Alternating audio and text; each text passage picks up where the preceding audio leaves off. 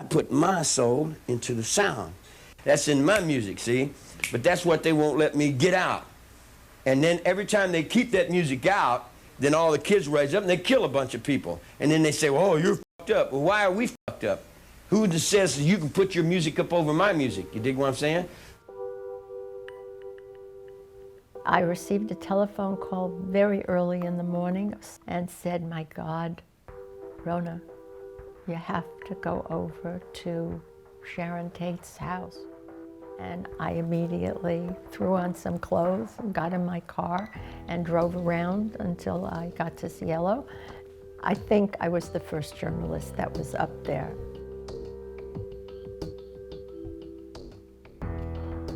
They had a driveway that was kind of a little steep, and so I started to walk up the hill. I could see there were a couple of bodies up on this next level. The police were all around, and the detectives were there, and they said, Miss Barrett, you got to move. You got to go out. I said, just tell me, is Sharon Tate inside? I can't say anything. I do not know. Just move. So I started to walk down the hill. A very dear friend of mine who was an agent named Bill Tennant, I yelled out, Bill, just tell me, is she inside? Is she inside? And he looked at me and went, that's it. Just a little nod of the head. And I just like, I couldn't believe it. And she was murdered. The baby was dead. And everybody else who might have been there were dead. Sharon Tate and her friends were killed in Los Angeles, and it was the biggest story that had hit LA in years. Sharon Tate was the last to get murdered, and she was begging and pleading with Susan Atkins not to kill her. And Susan Atkins said she looked at her in the eyes and she said, look, bitch, I don't care about you or your baby. You're gonna die and you better be ready for it, and I don't feel a thing about it.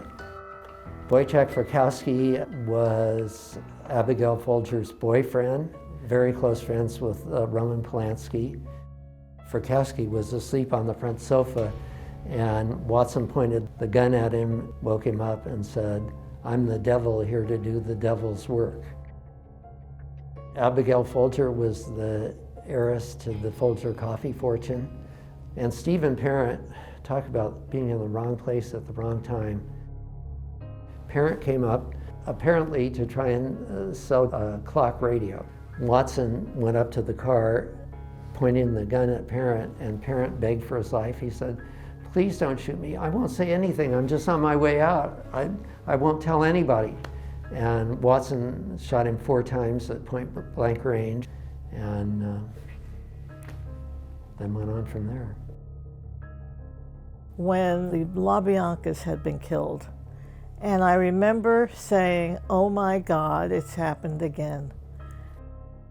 When Leno's body was discovered, he had a pillowcase over his head, and he had a carving fork in his abdomen, and Krenwinkel had carved in large letters the word war. When Leno was taken to the coroner's office and the pillowcase was taken off, they found that he had a knife with the handle sticking out of one side and the blade traversing his neck, partly sticking out of the other side.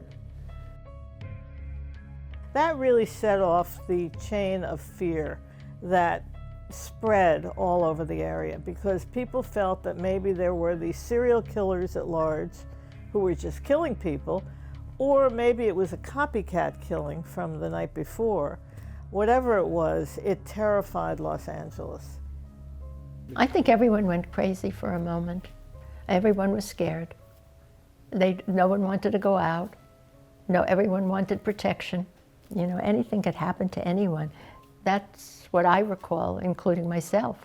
There emerged this list of people that Manson had, and I was subject to some death threats, or the letters that said, you are next. I'll never be able to say that the threats were really linked to the Manson, Sharon Tate murder, but I can't say that they we're not.